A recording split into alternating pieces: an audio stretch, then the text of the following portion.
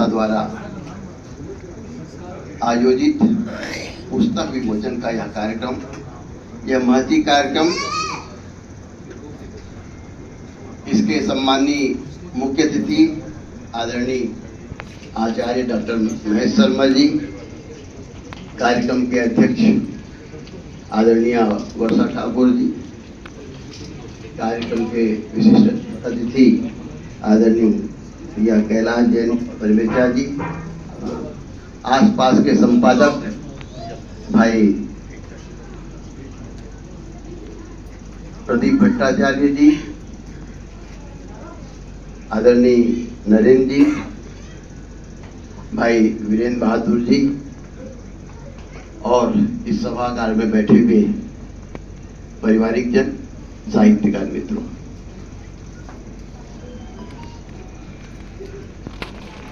आज का यह पुस्तक विमोचन का कार्यक्रम, जैसे कि आदरणीय कैलाश जी ने कहा, ये गौरव का क्षण है। मैं कहता हूं, यदि हम झांसी की रानी को कुछ जानते हैं तो एक कविता के नाम से जानते हैं। अब वो पाठ्य पुस्तक में आगे इसलिए खूब लड़ी मर्दानी वास्तव में इस ढंग से कार्य हमारे रचनाकारों ने किया, कितना नहीं किया, यह चर्चा का विषय नहीं है, परंतु जिस ढंग से हमारे महापुरुष प्रकाश में आना चाहिए वो नहीं आ पाए। हमें तो अकबर महान पढ़ाया गया, तो हम अकबर महान को जानेंगे। हमको महाराणा प्रताप की बलिदान की गाथा नहीं पढ़ाई गई। और मैं ये कहता हूं, आदरणीय भुवाल जी ने महती कार्य किया है। इसके विषय एक खंड काव्य के लिए, ये एक कविता का विषय नहीं है। यदि हल्दी घाटी पे यदि लिखना है तो एक खंड काव्य लिखा जा सकता है। यदि राणा सांगा पर लिखना है तो एक खंड काव्य लिखा जा सकता है। पन्ना धाय पे लिखना है तो एक खंड काव्य लिखा जा सकता है। जब इस तरह के विषय समक्ष आते हैं तो गौरव का भाव जागता है। हमसे भारत छीना गया और इंडिया लाया गया। हमको आज पुनः भारत को स्थापित करने के लिए हमें हमारे महापुरुषों पर काव्य रचना करने की आवश्यकता है, चाहे वह साहित्य गद्य में हो या चाहे साहित्य पद्य में हो।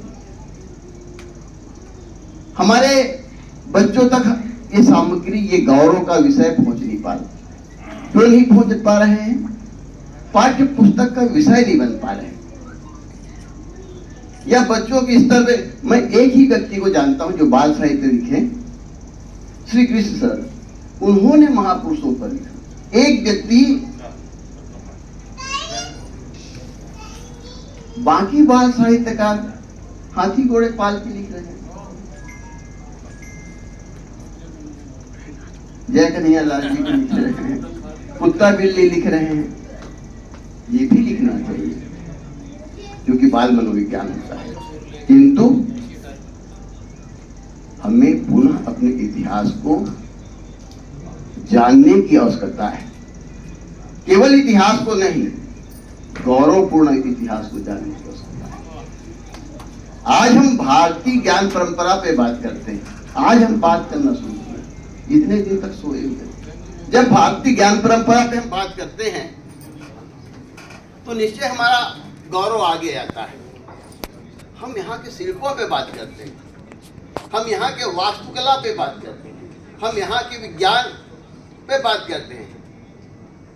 ये आज कहते हैं कि विमान को इसने बनाया उसने बनाया। यदि हमारे पास पुष्कर विमान का सब प्रमाण है तो हमने अपने वेदों को, अपने पुराणों को, अपने उपनिषदों को हमने पढ़ने की कोशिश नहीं की।